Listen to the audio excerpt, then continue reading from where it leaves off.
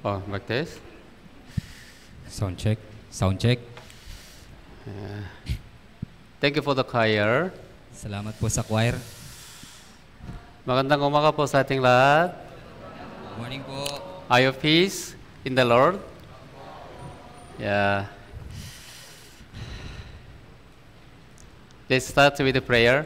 Magsimula po tayo sa panalangin.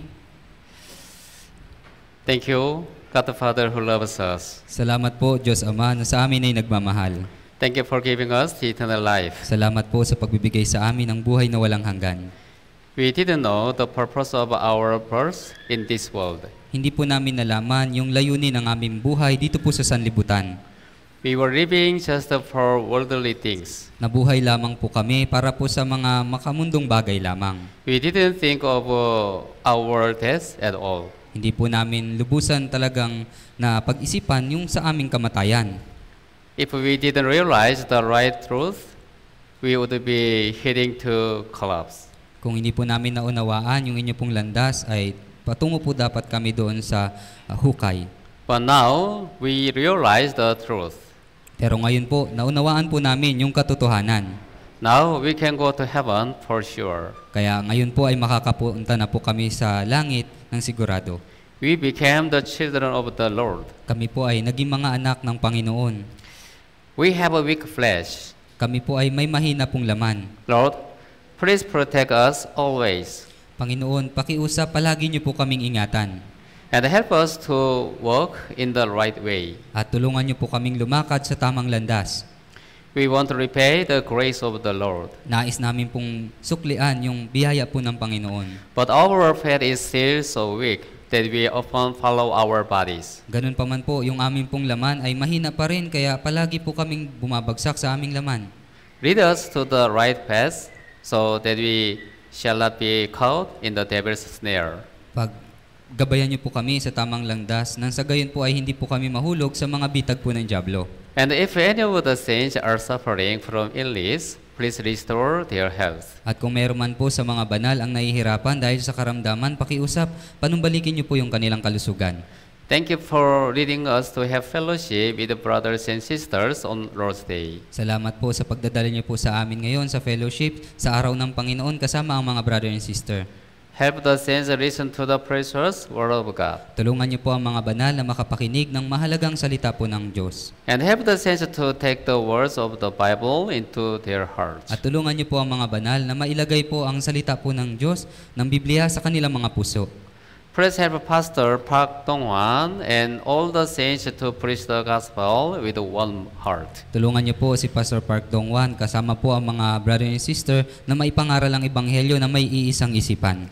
We pray in Jesus' name. Dalangin namin ito sa pangalan ni Jesus. Amen. Amen. Let's open the Bible, the New Testament, Matthew chapter 5.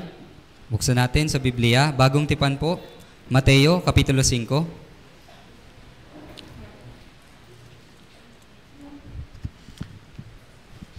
Matthew chapter 5, verse 13 to 16. Mateo, Kapitulo 5, versikulo 13 hanggang 16.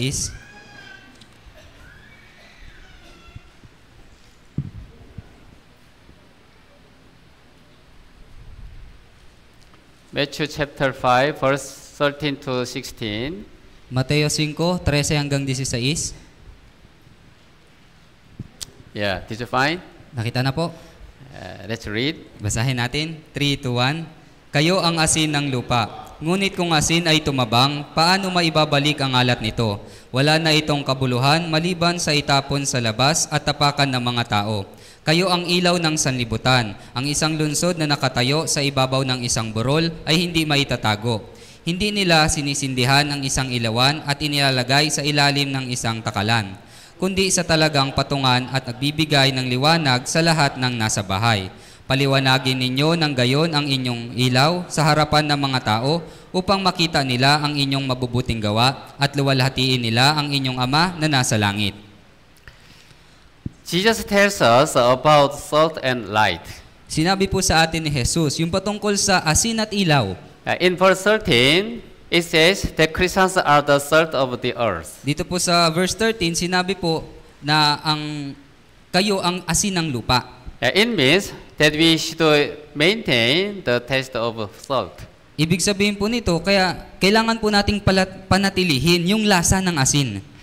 Verse 14 says, the Christians are the light in the world. Sa verse 40 naman po, sinabi, ang mga Kristiyano ang ilaw ng sanlibutan. It means that we should shine light on the world. Ibig sabihin naman po nito na kailangan nating pagliwanagin yung ilaw sa sanlibutan. Yeah, basically, it says that we have to spread the word of God. Sa katunayan po, ang sinabi niya po ay ikalat natin yung salita ng Diyos. Let's learn about we are the salt of the world. Kaya pag-aralan po natin ngayon yung patungkol sa tayo ang asin ng lupa. Yeah, Bible here, verse 13, let's read again. Basahin natin muli yung verse 13, 3, 2, 1. Kayo ang asin ng lupa, ngunit kung ang asin ay tumabang, paano maibabalik ang alat nito? Wala na itong kabuluhan maliban sa itapon sa labas at tapakan ng mga tao. Yeah, first, Jesus said, you are the salt of the earth. Una po, sinabi ni Jesus, kayo ang asin ng lupa. Jesus brings up a great mission of born-again Christians. Opo, dito po, sinabi ni Jesus yung dakilang misyon ng mga naipanganak na muli na Kristiyano. Yeah, since ancient times, salt has been of great value. Simula pa po nung unang panahon, may mahalaga na pong paggagamitan ito pong asin. The ancient Romans said, the sun and salt are the most useful in this world. Yung mga sinaunang Romano, sabi po nila na yung araw at yung asin, yung pinakamahalagang bagay dito sa mundo. Yeah, at that time, salt was very difficult to get. Nung panahon po na yon, napakahirap po hanapin ng asin. It was a daily yet expensive necessity. Opo, ito pa ay pang-araw-araw, ganun pa man, mahal po itong bagay. Yeah, salt is very important. Yung asin po, napakahalaga po nito. Human blood is made up of 0.9% salt. Yung dugo po ng tao, meron po yung 0.9% ng asin. Salt or sodium is essential for us to keep alive. Yung asin po o di kaya po sodium, kinakailangan po sa atin po itong buhay para tayo ay manatiling buhay. Yeah, all food is censored by salt. At lahat po ng pagkain ay tinitimplahan ng asin. Yeah, salt is absolutely necessary for living things. Kaya po yung asin po, ito po ay napakahalaga para po sa mga bagay na nabubuhay. Yeah, Jesus said, "You are the salt of the earth." Sabi po ni Jesus, kayo ang asin ng lupa. It means that Christians are very precious beings in this world. Ibig sabihin po nito na yung mga Kristiyano ay napakahalaga pong mga tao dito po sa mundo. Yeah, we must know that we are the salt of the world. Kaya kailangan po nating malaman na tayo po yung asin ng lupa. Yeah, we have to season the world as salt. Kailangan po nating timplahan ito pong sanlibutan sa pamamagitan ng asin. Yeah, salt is pure. Yung asin po, ito po ay dalisay. Salt is white. Yung It gives us the idea of purity. Yung asin po ay puti. Nagbibigay po sa atin ito ng ideya ng kalinisan. Do you know how salt is made? Alam niyo po ba kung paano po ginagawa yung asin? Yeah, salt is processed by the evaporation of seawater. Opo, yung asin po, ito po ay nagagawa sa pamamagitan po ng evaporation po ng tubig alat. In the Old Testament, the Jews put salt in every grain offering and offered them to God. Doon po sa lumang tipan, yung mga Hudyo, sila po ay palagi pong naghahandog ng handog na butil na may timplang asin. At the Old Testament, Leviticus chapter 2, Sa lumang tipan po, Levitico, Kapitulo 2.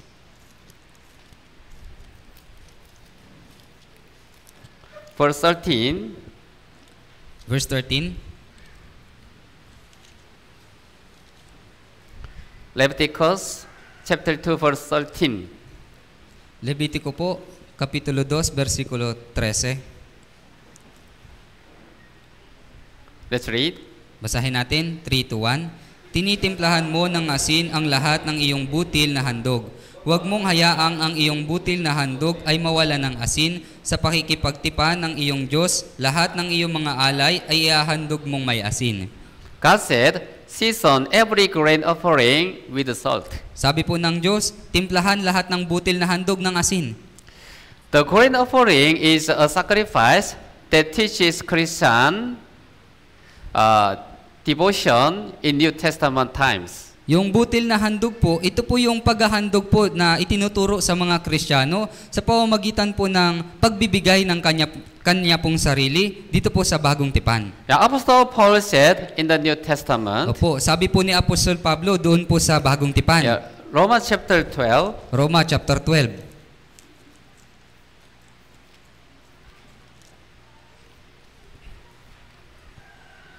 verse 1. sa verse 1. Romans 12:1. Roma 12, versikulo 1.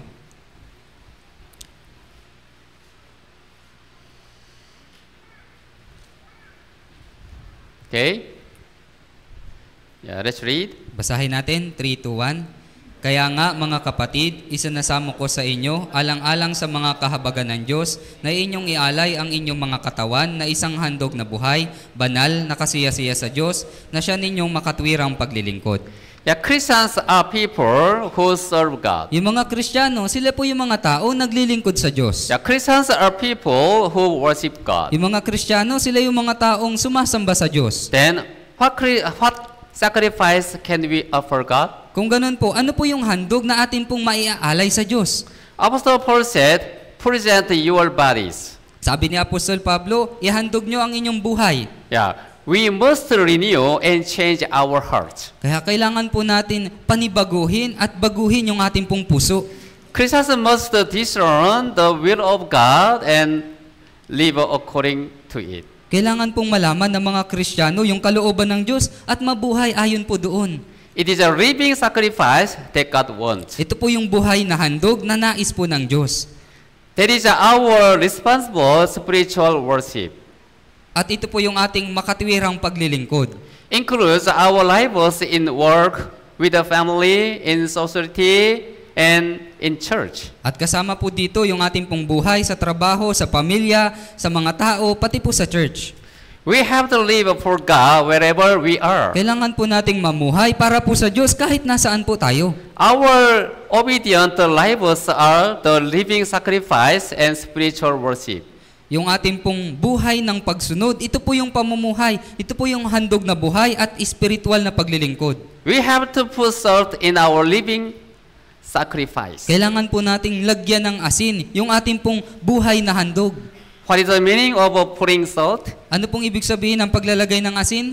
Let's look at verse 2. Tingnan natin, verse 2. Let's read. Basahin natin, 3 to 1. Huwag ninyong tularan ang sanlibutang ito, kundi magbago kayo sa pamamagitan ng pagbabago ng inyong pag-iisip, upang mapatunayan ninyo kung alin ang mabuti, kasiyasiya, at lubos na kalooban ng Diyos. Now, what is the meaning of putting salt? Kaya ngayon po, ano pong ibig sabihin ng paglalagay ng asin? The saved must be set apart from the evil and lewd world. Yung mga ligtas, kailangan nakahiwalay po sila mula sa masama at bulaang sanlibutan. This world is full of sin and getting dirty more and more. Ito pong mundo po natin ay puno po ng kasalanan at parumi po ito ng parumi.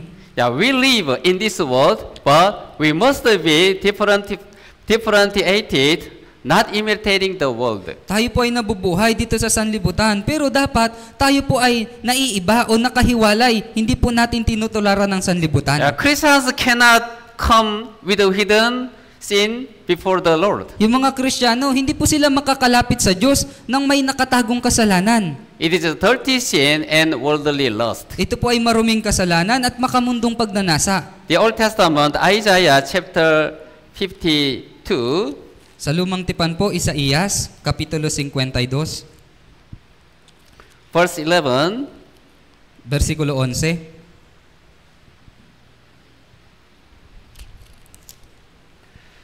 Isaiah 52:11. Isaías 52, versikulo 11.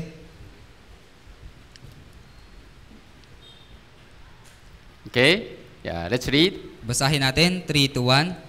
Kayo'y humayo, kayo'y umalis doon. Huwag kayong humipo ng maruming bagay. Kayo'y lumabas sa gitna niya. Kayo'y magpakalinis. Kayo'y nagdadala ng mga sisidlan ng Panginoon. Yeah, the Bible tells us, depart from the place you sin.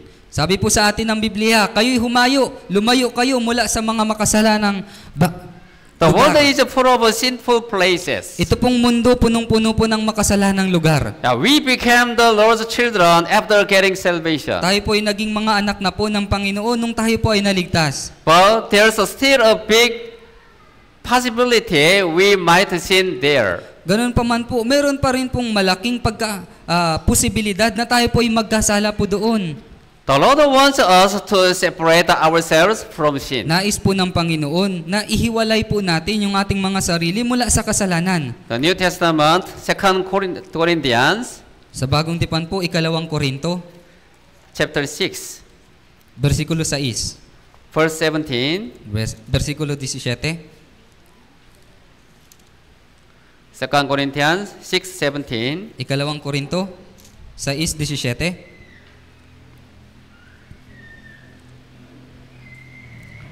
Let's read. Basahin natin, 3-1. Kaya nga, lumabas kayo sa kanila at humuwalay kayo, sabi ng Panginoon. At huwag kayong humipo ng anumang bagay na marumi at kayo aking tatanggapin. Yeah, we live in this world, but we have to come out from sin. Tayo po ay nabubuhay dito po sa sanlibutan, pero dapat lumabas po tayo sa kasalanan. Yeah, once sin occurs in us, we have to forsake it, right? Kung may mangyari o may magawa po tayong kasalanan, kailangan po natin ito agad itakwil. Tama po? You know, we have church cars.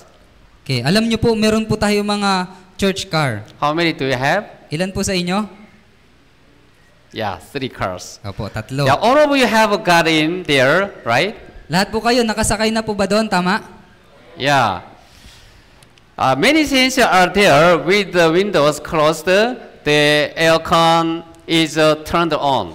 Opo, may mga banal po, nakasakay po doon, nakasarado mga bintana, tapos nakabukas po yung aircon. So in there, it is not that hot. Kaya doon po sa loob, hindi po mahinit. Brothers and sisters are happy singing hymn songs. At yung mga brother and sister, masaya po sila, kumakanta ng mga kanta. But let's say one of them parts. Pero sabihin po natin, may umutot. It smells horrible. Okay, terrible po yung amoy nun. They stop singing. Sila po ay tumigil na sa pagkanta. And they start to look for a person. Pagkatapos magtuturoan na po yan. Everyone is doubting each other. Tapos yung bawat isa, nagdududa na sa bawat isa. Who did it? Sinong gumawa? Who is that? Sino? If you were there, would you open the windows? Kung nandun ka sa loob, bubuksan mo ba yung bintana? Or would you enjoy that there? Oh, i-enjoy mo yon. We don't like to smell fart. Opo, ayaw po natin maamoy yun. We respond to it immediately, right? Agad po tayo doon nagre-respond, di ba po? Yes. Likewise, we have to respond to sin occurring in us immediately. Katulad din po nito, kailangan po natin mag-respond agad kapag may nangyari pong kasalanan sa atin. Revelation chapter 18, Sa Apokalipsis po, 18.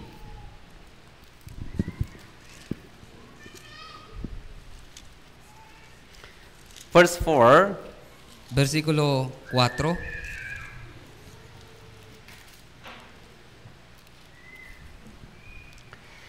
Revelation 18:4.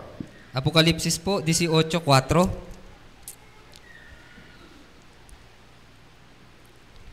Okay, let's read. Basahin po natin. 3-1. At narinig ko ang isa pang tinig na mula sa langit na nagsasabi, magsilabas kayo sa kanya, bayan ko, upang huwag kayong madamay sa kanyang mga kasalanan, at huwag kayong makibahagi sa kanyang mga salot. The Bible keeps telling us, come out of sin, run away. Patuloy pong sinasabi sa atin ng Biblia, magsilabas kayo sa kanya. Brothers and sisters, if you see a dog walk in front of you, will we just step on it or step aside from it? Kaya mga brother and sister, halimbawa, nakakita po kayo ng tae ng aso sa harapan po ninyo. Tatapakan nyo lang po ba yun o iiwasan? Yeah, of course, you are going to step aside from it. Opo, syempre iiwasan po natin yon. It's not normal that you see it and just step on it. Opo, hindi po normal kung nakita mo na tapos tinapakan mo pa. There's this saying in Korea, Sa Korea, meron pong kasabihan ganito. Avoid and pass by pieces, not because it isn't scary, but because it's dirty. Sabi daw po, iniiwasan daw po nila yung tain ng hayop, hindi dahil nakakatakot yun, kasi marumi yun. Do you understand? Nanuhan niyo po? The same goes for us. Ganun din po sa atin.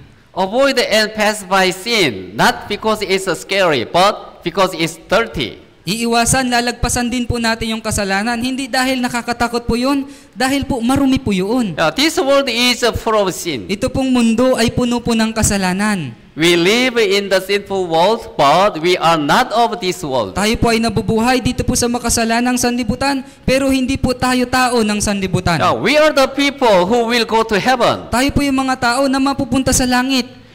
We elected us. Tayo po ay pinili, mga pinili. Selected us. Opo.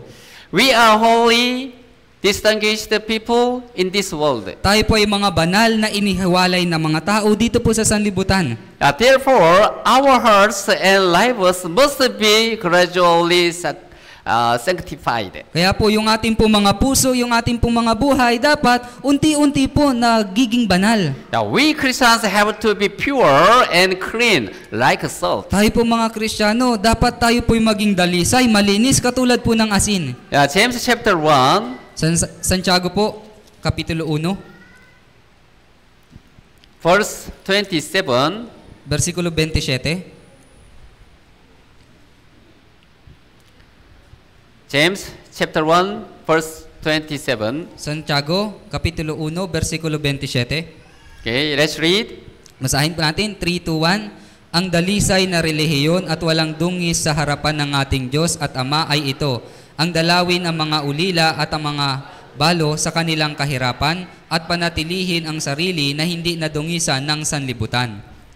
The Bible says, pure and undefiled religion before God, and the Father is this, to keep ourselves unspotted from the world. Sabi po ng Biblia, ang dalisay na relihiyon at walang dungis sa harapan ng ating Diyos at Ama ay ito, panatilihin ang sarili na hindi nadungisan ng sanlibutan.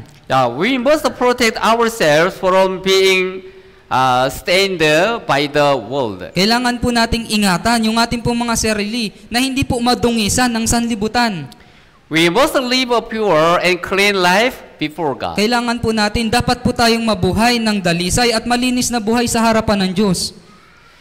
The Bible exhorts us to live a godly life. Opo, iniihimok po sa atin ng Biblia na tayo po ay mamuhay ng Diyos yung nakasentro o buhay na maka-Diyos. We must separate ourselves from the worldly people and maintain our purity. At dapat po tayong mabuhay na nakahiwalay mula po sa sanlibutan, sa mga tao ng sanlibutan, at panatilihin po natin yung kadalisayan. That's what our lives look like as salt. At yun po yung ating buhay na parang asin. We have to live as well. We have to live well as the salt of the earth. At kailangan din po natin mabuhay, kailangan natin mabuhay ng maayos bilang mga asin ng lupa. Salt prevents spoilage. Yung asin po ay, ito po yung nagiging sanhi para hindi po mabulok yung isang bagay. Salt is used to prevent the food spoilage. Yung asin po, ito po yung nag-iingat para po hindi mabulok yung pagkain. That fish can remain fresh because of the salt. Yung patay po na isda, mananatili po yun fresh sa pamamagitan po nung asin. In Jeremiah chapter 17, verse 9, the heart is deceitful above all things and desperately wicked. Opo, sabi po, Jeremiah 17, verse 9, ang puso ay mandaraya higit sa lahat ng mga bagay at lubang napakasama. And we were born with that heart. At tayo po ay ipinanganak ng may ganun pong puso. We were dirty sinners who lived in the midst of sin. Tayo po ay mga maruming makasalanan na nabuhay sa gitna po ng kasalanan. But Christ saved us and made us holy and clean. Pero iniligtas po tayo ni Kristo at ginawa po tayong banal at malinis.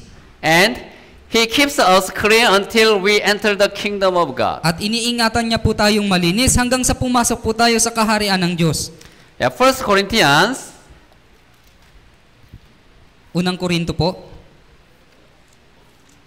chapter 1, Kapitulo 1, verse 8.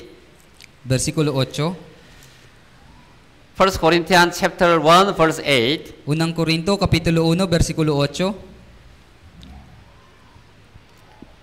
Okay, yeah, let's read. Basahin po natin, 3-1. Siya rin ang magpapalakas sa inyo hanggang sa katapusan na hindi masusumbatan sa araw ng ating Panginoong Hesukristo.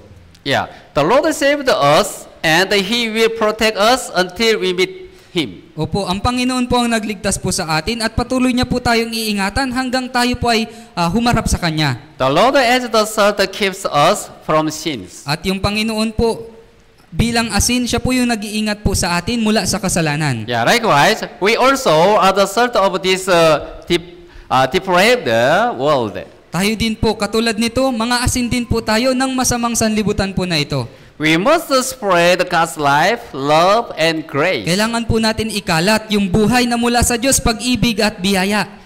We must help people in the world to get salvation. Kailangan po natin tulungan yung mga tao dito sa sanlibutan na sila po ay maligtas. They were born as sinners, so they are used to sin. Sila rin po ay pinanganak bilang makasalanan, kaya sanay po sila sa paggawa ng kasalanan. But the Lord transforms them. He makes them holy. Pero, tinransform po sila ng Panginoon at ginawa po sila mga banal.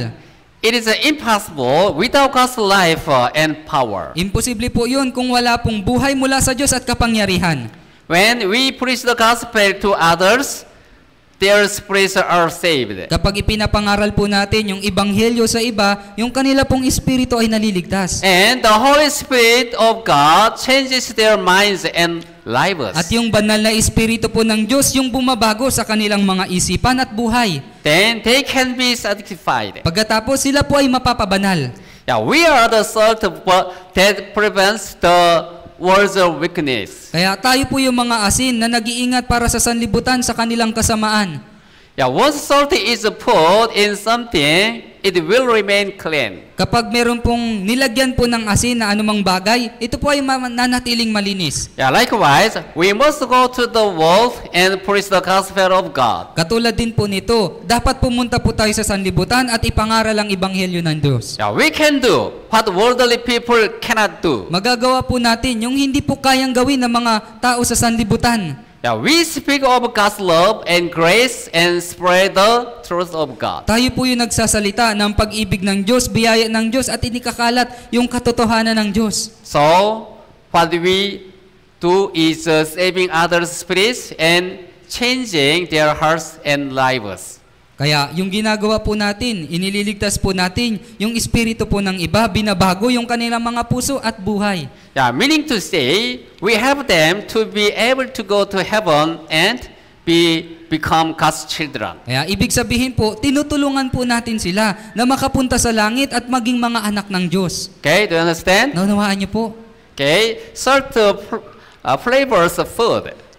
At yung asin, ito po ay nagbibigay lasa sa pagkain. Its most obvious and special role is to flavor food. Yung pinaka-obvious po at pinaka-special po na gampanin nito pong asin ay yung magbigay ng lasa sa pagkain. The Old Testament, Job chapter 6, Lumang Tipan po, Job, Kapitulo 6, verse 6. versikulo 6. Job chapter 6, verse 6. Sa Job po, Kapitulo 6, versikulo 6. Okay. Yeah, let's read. Basahin po natin, 3-1. Ang wala bang lasa ay makakain ng walang asin o mayro bang lasa ang puti ng isang itlog? Food without salt is bland. It doesn't taste good. Opo, yung pagkain pong walang timplang asin, ito po ay hindi maganda yung lasa. A cook used the fancy and fresh ingredients. Yung chef po o yung cook, siya po ay nagluto ng kakaiba tapos fresh yung mga ingredients. But he didn't put any salt. Pero wala po siyang nilagay na asin. Then, it probably doesn't taste good, right? Kaya siguro hindi po maganda lasa noon, tama? Yeah, people are not going to like it, and they are not going to eat it. Opo, hindi po magugustuhan yun ng mga tao at marahil hindi po nila yun kainin. If there is no salt in the world, food does not taste good. Kung wala pong Not taste good. Kung wala pong asin dito po sa sanlibutan, maaaring yung mga pagkain hindi po maganda yung lasa. This world is like food that lost its taste. Ito pong mundo po natin, para po itong pagkain na nawalan po ng asin. Yeah, everyone, strangers, and wonders in the world, looking for joy, happiness, and satisfaction. Lahat po ng tao naging manlalakbay dito po sa mundo, naliligaw, naghahanap po para po sa kaligayahan at kapanatagan at kasiyahan. Yeah, they try to gain knowledge or honor to satisfy their needs. Opo, sinusubukan po nila magkamit ng karunungan, ng katanyagan para po matugunan yung kanilang pangangailangan. They get married and earn money to prepare a big house. Nagpapakasal po sila, kumikita ng maraming pera, tapos naghahanda para maghanda ng malaking bahay. They also try to have a religion and favorite habits. At sila po ay sumusubok ng iba't ibang ng mga relihiyon at iba-iba pong mga kaugalian o kasanayan. But we now know that anything in the world can't solve their emptiness or suffering. Pero ngayon, alam na po natin na anumang bagay dito po sa sanlibutan, hindi po malulutas yung kanila pong kawalan at kanilang pagdurusa. Great pleasure only brings greater purity. Yung dakila o yung malaki pong pagnanasa, ang binibigay lang po nito ay malaki ding walang kabuluhan, pagka walang kabuluhan. Yeah, Proverbs chapter 14. Kawikaan po, 14.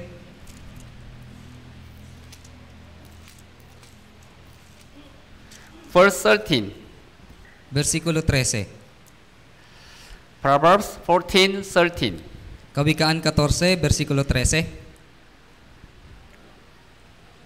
Okay? Yeah, let's read. Basahin natin, 3-1. Maging sa pagtawa, ang puso ay mapanglaw, at ang wakas ng kasayahan ay kalungkutan.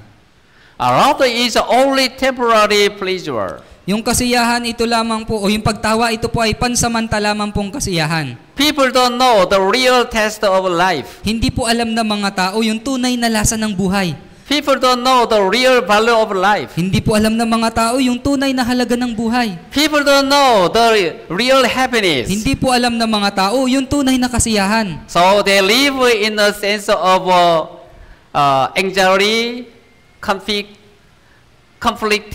and inferiority.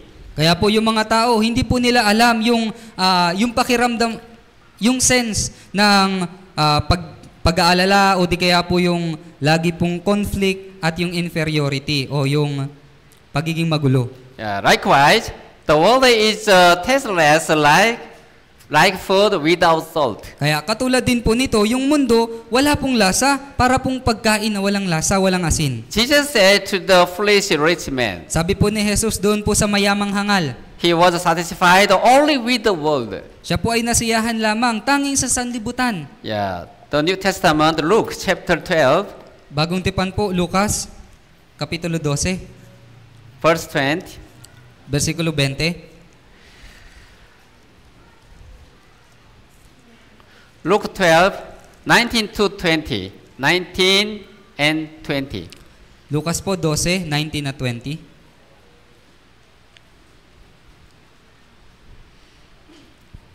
Luke 12, 19 and 20. Let's read. Basahin po natin Lucas 12, 19 hanggang 20, 3-1.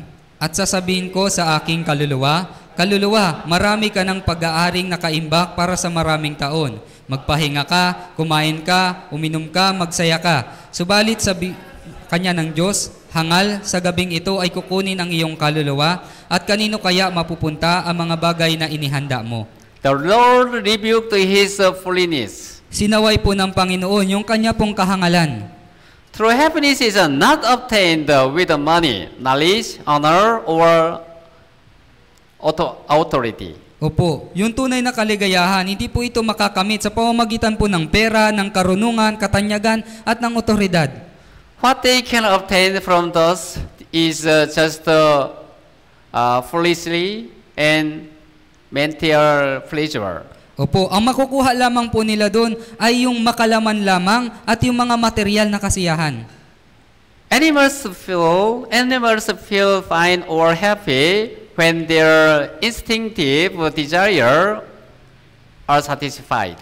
Yung mga hayop, sila po ay nakakaramdam po ng pagiging masaya kapag yung kanila pong likas po na pagnanais o yung pagnanasa po nila ay natugunan. However, we humans are not happy even if all physical conditions are satisfied. Ganun pa man po, para po sa ating mga tao, kahit po matugunan yung lahat ng ating pong pisikal na pangangailangan ay masaya, hindi po tayo nagiging masaya. It's because we have not only physical desire but also mental and more importantly spiritual desires. Kasi po, tayo po ay hindi lamang po mga pang-pisikal po na pangangailangan o pagnanasa yung meron, kundi meron din pong mental at yung mas mahalaga, spiritual na pagnanasa.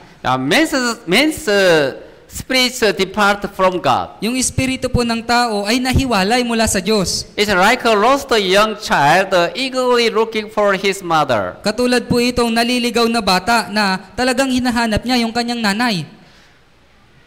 The child can never be happy until he meets his mom. At yung bata na yun, kailanman hindi po siya talaga magiging masaya hanggang sa makita niya yung kanyang nanay. Likewise, men cannot enjoy true satisfaction and peace until they realize God's love and are embraced by God. Kaya katulad din po nito, yung tao, kailanman po hindi po siya masisiyahan, hindi siya magkakaroon ng tunay na kasiyahan, tunay na kapayapaan, hanggang sa maunawaan po niya yung pag-ibig ng Diyos at yakapin siya ng Diyos. The Bible, John chapter 14, sa Biblia po, sa Juan po, Kapitulo 14, verse 27. versikulo 27. John 14:27. Sa Juan po, 14, 27, versikulo 27.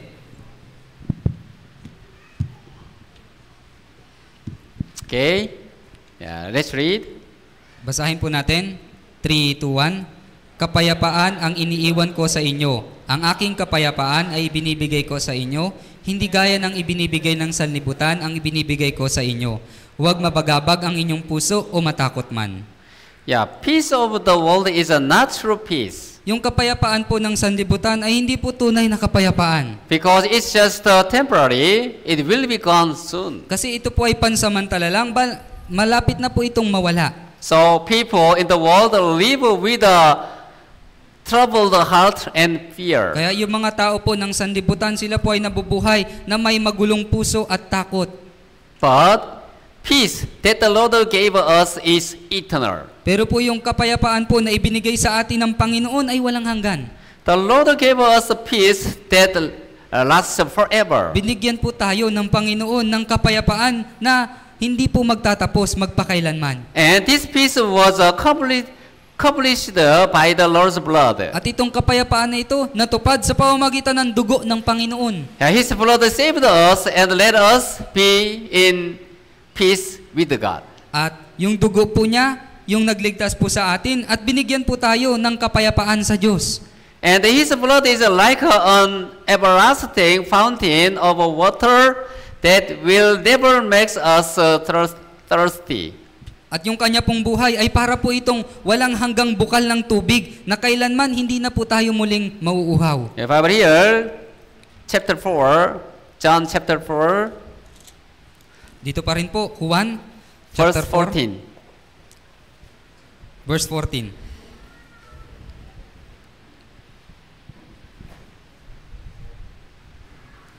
John chapter 4, verse 14.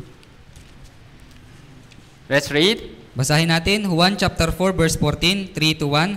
Subalit ang sino mang umiinom ng tubig na aking ibibigay ay hindi na mauuhaw magpakailanman. Ang tubig na aking ibinibigay sa kanya ay magiging isang bukal ng tubig tungo sa buhay na walang hanggan.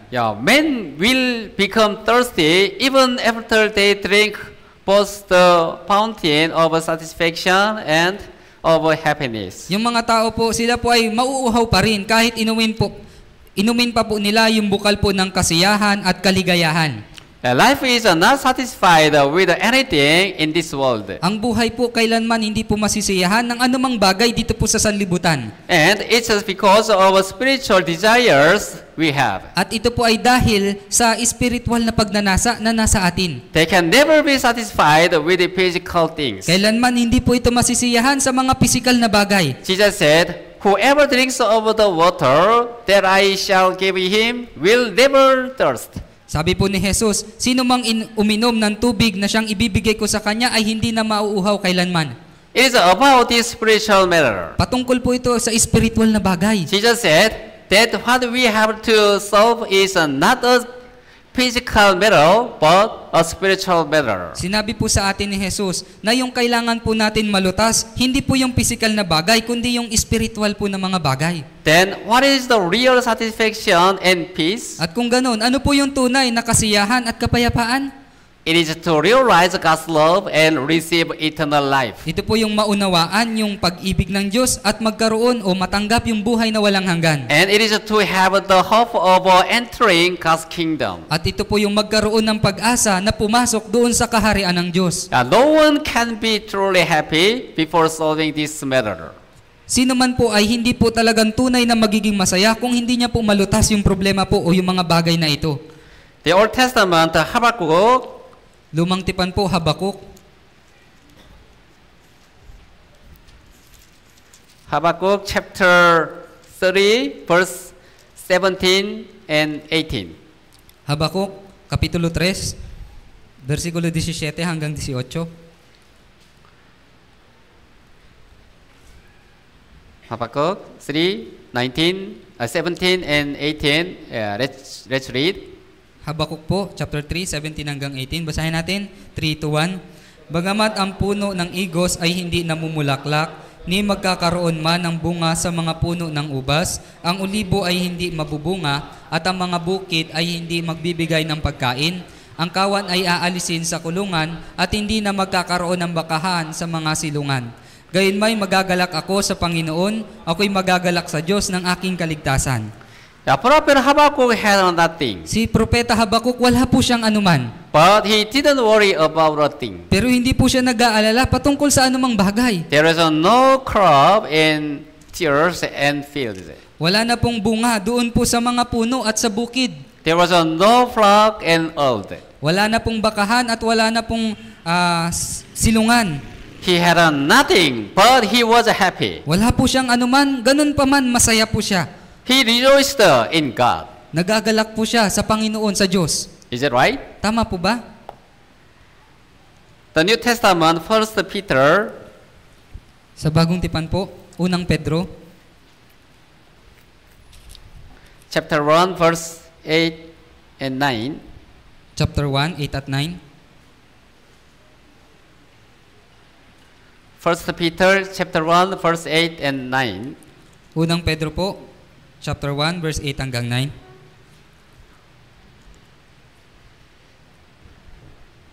Let's read. Basahin po natin, 3-1. Hindi ninyo siya nakita, gayon man inyo'y iniibig. Bangamat ngayon ay hindi ninyo siya nakikita, gayon may inyong sinasampalatayanan. At kayo nagagalak na may galak na hindi may paliwanag at puspos ng kaliwalatian. Na inyong tinatanggap ang bunga ng inyong pananampalataya, ang kaligtasan ng inyong mga kaluluwa. On the hearts of the saved, there is something that can't even be comparable to things of the world. Sa puso po ng mga naligtas, meron pong bagay na hindi po maikukumpara sa mga bagay po ng sanlibutan. It is unspeakable, glorious pleasure. Ito po yung hindi po maipaliwanag na maluwalhating pagnanasa. Yeah, this joy cannot be exchanged for anything in this world, and it cannot be taken away. Ito pong kagalakan po na ito, hindi po ito maipapagpalit sa anumang bagay dito po sa sanlibutan, hindi po rin po ito mawawala. Now, we must appreciate life through joy and happiness in us. Kaya ngayon po, kailangan natin ipangaral yung buhay, tunay na kaligayahan at kasiyahan na sa atin. Yeah, we were saved what can we give people in the world? Kaya tayo po yung mga naligtas. Ano po yung maibibigay natin sa mga tao ng sanlibutan? Yeah, of course, it is good if we can help the poor with the physical needs. Siyempre po, mabuti po ito kung matulungan natin yung mahihirap na mga physical na pangangailangan. However, the best thing we can give is eternal hope and true joy and happiness for heaven. Ganun pa man po, yung pinaka-the best po na maibibigay natin ay yung walang hanggang pag-asa, tunay na kaligayahan at kasiyahan doon sa langit. Why did the Lord give us true happiness, love, and peace? Bakit po ba tayo binigyan ng Panginoon ng tunay na kaligayahan, pag-ibig at kapayapaan? It is for us to share with the other people. Ito po ay para ibahagi natin sa ibang mga tao. Yeah, we must preach the gospel to those in this tasteless world who do not know the true happiness and hope. Kailangan po nating ipangaral yung ebanghelyo dito po sa mga walang lasang sanlibutan para magkaroon po sila o malaman po nila yung tunay na kasiyahan at pag-asa. We must help them again. We must help them gain true peace and joy. Kailangan po natin silang tulungan na magkaroon ng tunay na kapayapaan at kaligayahan. And it is the Christians who have to do it. At yung mga Kristiyano, yung kailangan pong gumawa po nito. John chapter 15. Sa Juan po, chapter 15.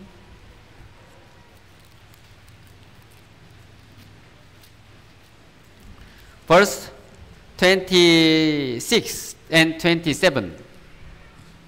Sa versikulo 26 po hanggang 27.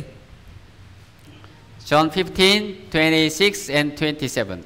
Juan 15, 26 at 27. Let's read. Basahin natin, 3-1. Subalit, kapag dumating na ang mga aliw na aking susuguin sa inyo mula sa Ama, ang Espiritu ng katotohanan na mula sa Ama ay siya magpapatotoo tungkol sa akin. At kayo rin ay magpatotoo tungkol kayo kasama ko buhat pa ng pasimula. Yeah, Jesus' disciple heard and learned from Jesus for 3.5 years. Yung mga alagad po ni Jesus, sila po ay natuto, narinig po nila yung tinig po ni Jesus sa loob po ng 3.5 taon. They witnessed everything, Jesus' death, resurrection, and ascension to heaven. Nasaksihan po nila lahat, yung lahat ng bagay mula po doon sa kamatayan, muling pagkabuhay at pag-akyat po ni Jesus doon sa langit. And they believed in Jesus. At sila po ay nanampalataya kay Jesus. As a result, they could boldly preach the gospel from Jerusalem to Rome. Kaya bilang resulta po nito, matapang po nilang ipinangaral yung ebanghelyo mula sa Jerusalem hanggang sa Roma. We did not see and hear Jesus in prison like the disciples did. Hindi po natin nakita yung Panginoon na nasa kulungan katulad po ng mga alagad. However, we believe in all the facts that Jesus accomplished through the words of the Holy Spirit.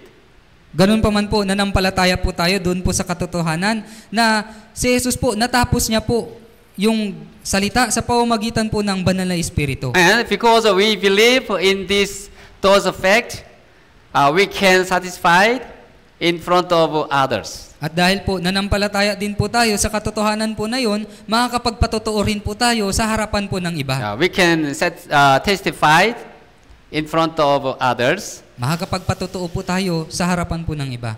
Then, how we are supposed to testify? Kung ganun po, paano po tayo dapat magpatotoo? Yeah, Colossians chapter 4. Sa Colosas po, Kapitulo 4.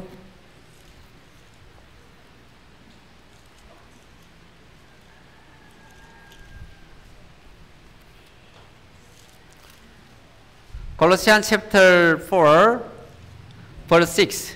Colosas, Kapitulo 4, versikulo 6. Okay, Colossians 4, 6. Colosas 4:6. Let's read. Basahin natin, 3-1. Ang inyong pananalita naway laging may biyaya na may timplang asin, upang inyong malaman kung paano ninyo dapat sagutin ang bawat isa. We testify like a salt flavors food. Tayo po'y nagpapatotoo na para pong laging may timplang asin. We testify with kindness, seeking the salvation of others. Tayo po'y nagpapatotoo na may kabaitan na para po maligtas din po yung iba. Then the Holy Spirit will help us speak appropriate words. At kung ganun po, tutulungan po tayo ng banal na Espiritu na masabi yung mga salitang nararapat. Yeah, we should not dirty point out others' sin. Dapat hindi po natin direktong puntuhin yung mga kasalanan po ng iba.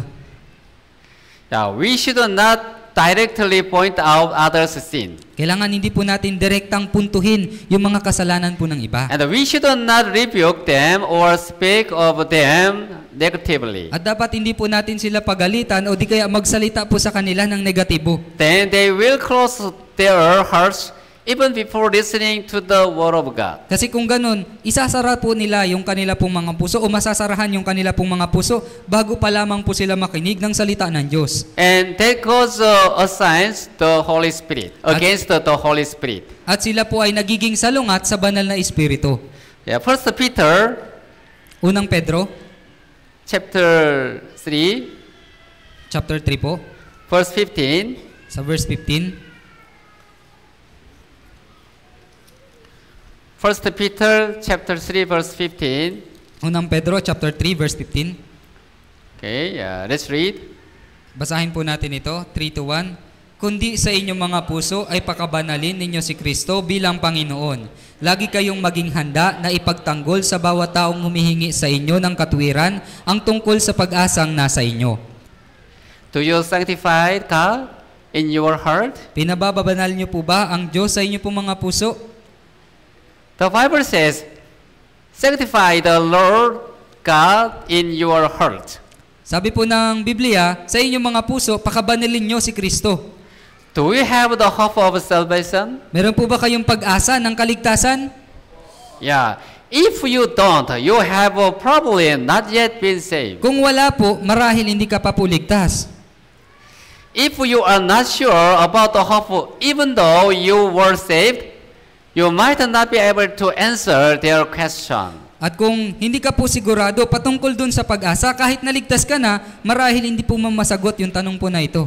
The Bible says, be ready to give a definition to everyone who asks you a reason for the hope that is in you. Sabi po ng Biblia, lagi kayong maging handa na ipagtanggol sa bawat taong umihingi sa inyo ang ng katwiran tungkol sa pag-asang nasa inyo. And you have to answer them with meekness and fear. At kailangan po natin silang sagutin na may kaamuan at takot. Then the Holy Spirit will help them realize the grace of God. Pagkatapos, yung banal na Espiritu po ang magpapaunawa po sa kanila nung biyaya ng Diyos. Okay, salt must melt. Okay po, yung asin, kailangan po nitong matunaw. Salt is worthy when it tastes salty. May halaga po yung asin kapag yun po ay maalat. But if the salt loses its flavor, it means the salt didn't melt. Pero kung mawala po yung lasa ng asin, ibig sabihin, hindi po yun natunaw. Salt is not worthy unless it melts. Wala pong halaga yung asin o walang kwenta yung asin kung hindi po yun matunaw. Salt is supposed to melt and flavor food. Kasi dapat yung asin, yun po ay matunaw at magbigay ng lasa sa pagkain. Likewise, we must melt to preach the Word of God. Ganon din po. Dapat po tayong matunaw para ipangaral yung salita ng Diyos. Yeah, we can help others to gain life, God's love, eternal joy, and hope by melting. Kailangan po nating matulungan yung iba na magkaroon po ng buhay, pag-ibig po na mula sa Diyos, walang hanggang kaligayahan, pag-asa sa pamamagitan ng pagtunaw sa atin. Now, when salt melts, it changes its shape. Here, we can think of sacrifice. Kapag yung asin po ay natutunaw, nababago po yung hugis po noon. At dito po, mapag-iisipan po natin patungkol sa sakripisyo. Now, we have to sacrifice ourselves to flavor like salt. Kailangan po natin isakripisyo yung ating po mga sarili para magbigay po ng lasa katulad ng asin. Now, without sacrificing ourselves, we can never flavor anything in this world. Kung hindi po natin isasakripisyo yung ating pong mga sarili, kailanman hindi po tayo magkakapagbigay po ng lasa sa anumang bagay dito po sa mundo. Yeah, if we don't like sacrifice ourselves, then we are just useless, like a salt that doesn't melt. Kaya kung tayo po ay katulad po na kung hindi po natin isinasakripisyo yung ating pong mga sarili, magiging katulad po tayo ng walang kwentang asin na hindi po natunaw. Yeah, 1 Thessalonians chapter 2, Unang Tesalonika po, chapter 2.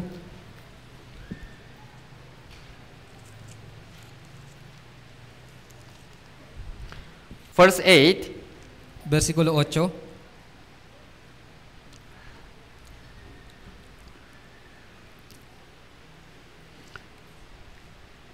First Thessalonians chapter 2 verse 8. Let's read. Unang Tesalonika po, Kapitulo 2, versikulo 8. Basahin natin, 3, 2, 1. Palibhasa'y nagmamalasakit kami sa inyo, ipinasya namin kayo'y bahaginan, hindi lamang ng ebanghelyo ng Diyos, kundi pati ng aming mga sariling kaluluwa, sapagkat kayo'y napamahal na sa amin. Yeah, the Lord abandoned himself to save us. Yung Panginoon po, iniwan niya yung kanya pong sarili para iligtas po tayo. Yeah, likewise, we must sacrifice ourselves to save others' spirit. Kaya katulad din po nito, kailangan isakripisyo po natin yung ating pong mga sarili para magligtas ng ibang espiritu. Yeah, we have to melt like salt. Kailangan po nating matunaw gaya ng asin. The Lord has given us a precious mission to do, and we do it as salt. Binigyan po tayo ng Panginoon ng mahalaga pong misyon para gawin at gagawin po natin ito bilang asin. This mission can be achieved when we sacrifice our freedom, rights, time, materials, talents, and all. Matutupad po yung mission po na ito kapag isinasacrifice po natin yung ating kalayaan, yung ating karapatan, oras, yung mga material na bagay, pati po yung talento po natin at lahat ng bagay. Yeah, Luke chapter 14, Lucas po 14, verse 33 and to 35. 33 po hanggang 35.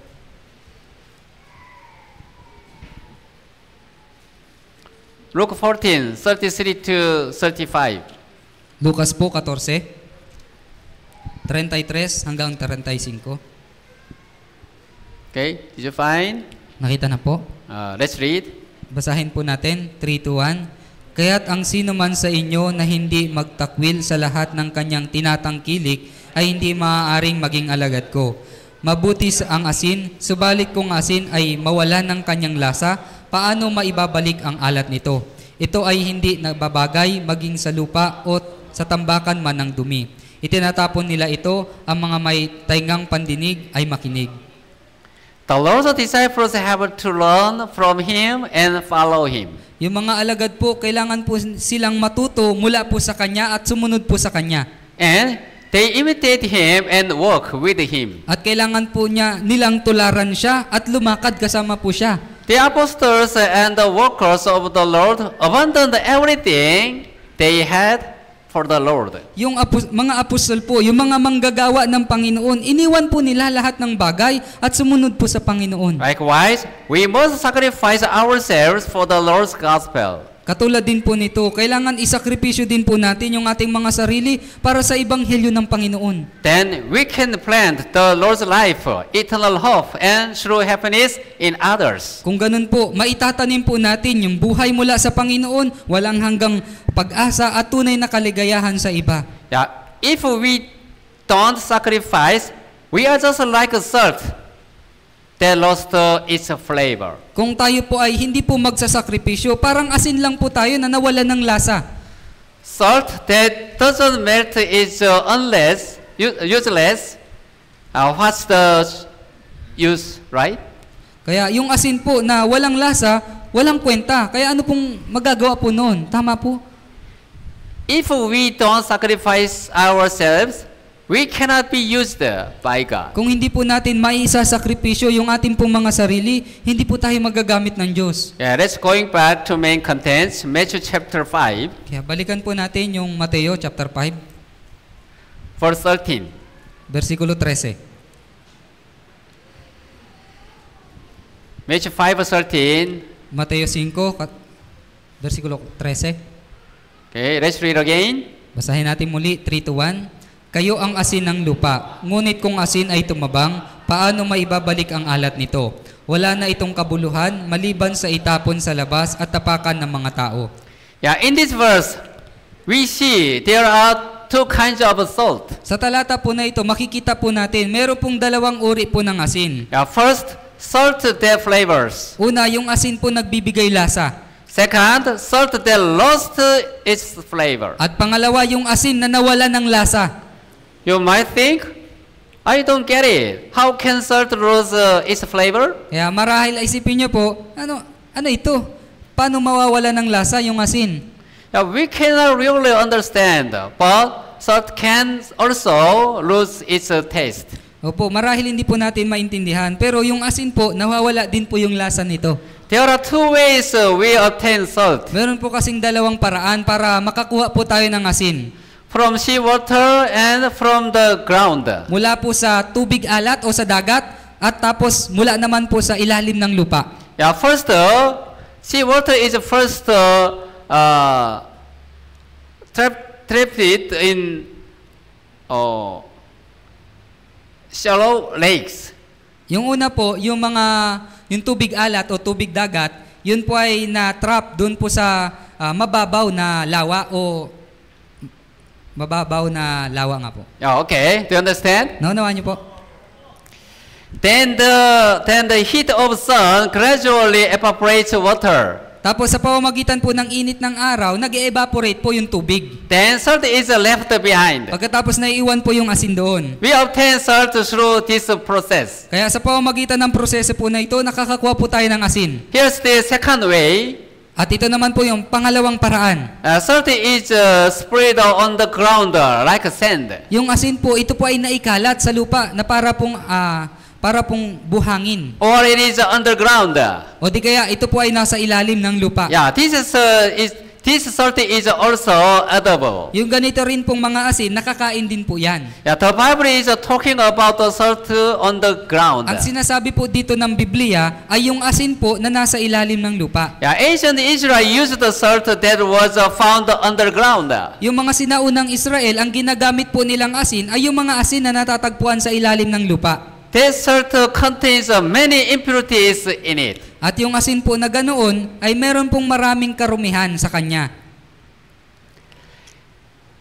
If it's not properly preserved, its component disappears. Kapag hindi po yun maayos na na-preserve o naingatan, yung mga component po nito ay mawawala. So only the scraps of salt remain and it loses its flavor. Kaya yung walang halaga o yung hugis asin na lamang po yung natitira at wala na po yung lasa.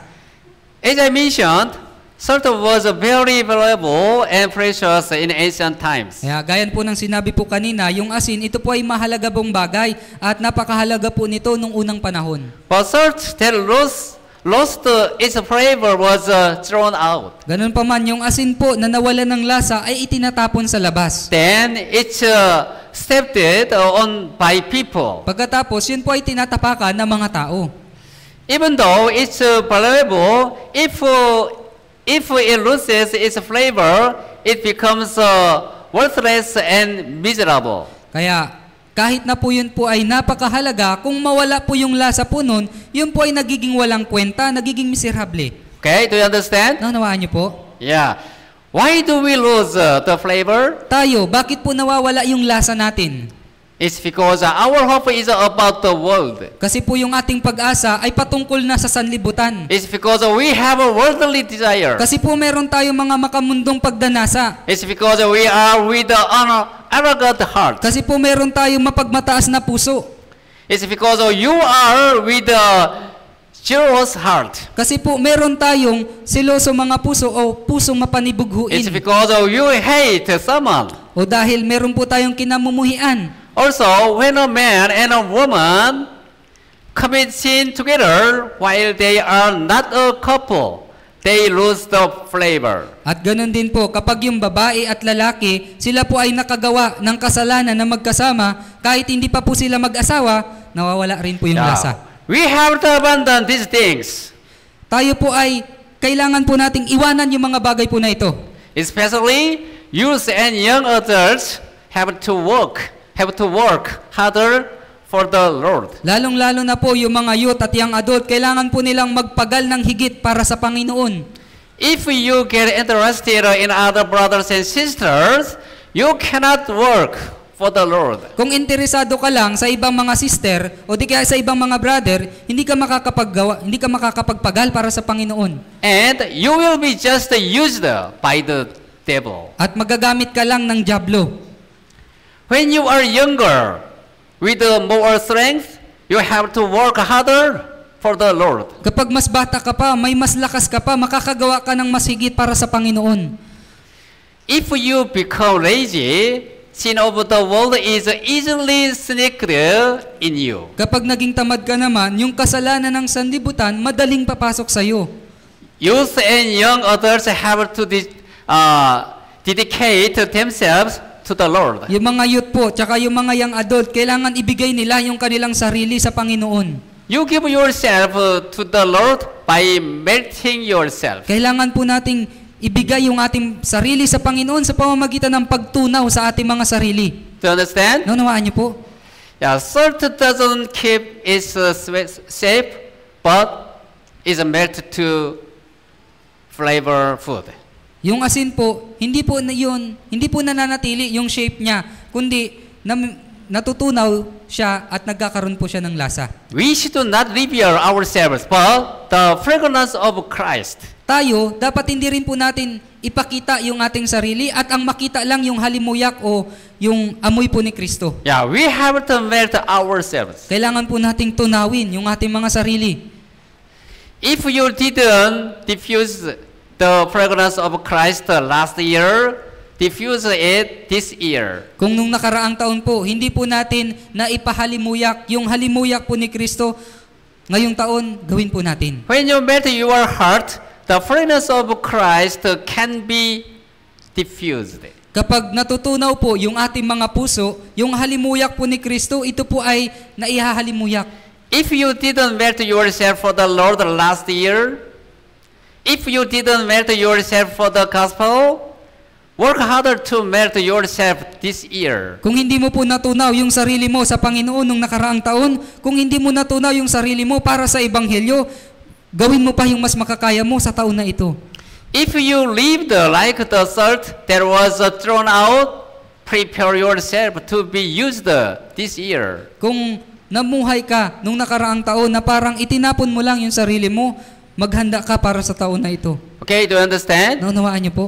Today, our topic was about Christians are the salt of the earth. Kaya ngayon po, yung topic po natin ay patungkol po sa yung mga Kristiyano ang asin ang asin ng sanlibutan. Don't forget, you are the most precious salt of the earth. Huwag niyo pong kakalimutan na kayo po yung pinakamahalagang asin ng lupa. Don't forget, you have to melt yourself to please the Lord. Huwag niyo pong kakalimutan na kailangan matunaw yung mga sarili natin para magbigay lugod sa Panginoon. Yeah, as you know, we have some retreat from on March 29 to 31, first batch here. Opo, gaya po ng nalalaman po ninyo, meron po tayong summer retreat, yung first batch dito po sa March 29 hanggang 31. Let's pray for it. I hope even one spirit can be saved this time. Opo, kaya lahat po tayo ay manalangin para po dito. Umaasa ako na kahit isa lamang pong kaluluwa maligtas sa pagkakataon po na ito. Okay, let's pray. Manalangin po tayong lahat. Thank you, Heavenly Father, for saving us. Salamat po, Diyos naming Ama, sa pagliligtas po sa amin. We are saved by your grace. Kami po ay naligtas sa inyo pong biyaya. We became brothers and sisters by the blood of the Lord. Kami po ay naging mga brother and sister sa pamamagitan ng dugo ng Panginoon. Now we have gathered here and learned the Bible. Kami po ay nagkatipon-tipon dito at napag-aralan po namin ang Biblia. There can be people who are not sure about their salvation in our church. Maaaring meron pa rin po mga tao na hindi pa po sigurado sa kaligtasan sa aming pong church. We hope they continue to abide in church and be sure about it through your words. Kaya umaasa po kami na sila po ay manatili sa aming pong church nang sa gayon ay makaligtas o makasigurado po sila sa kaligtasan sa pamamagitan ng inyong salita. Lord, hold their hearts and save them. Panginoon, hawakan niyo po yung kanilang mga puso at iligtas niyo po sila. We want to save more people through this summer retreat. Nais po namin makapagligtas ng mas marami pong mga tao sa pamamagitan ng summer retreat po na ito. There are many things we need to prepare. Marami po mga bagay kaming dapat po ihanda. Please lead the brothers and sisters to participate and do their best for your work. Kaya pakiusap, tulungan niyo po ang mga brother and sister na magawa po nila yung lahat ng kanilang mga makakaya para sa gawain na ito. We pray in Jesus' name. Dalangin namin ito sa pangalan ni Jesus. Amen. Amen.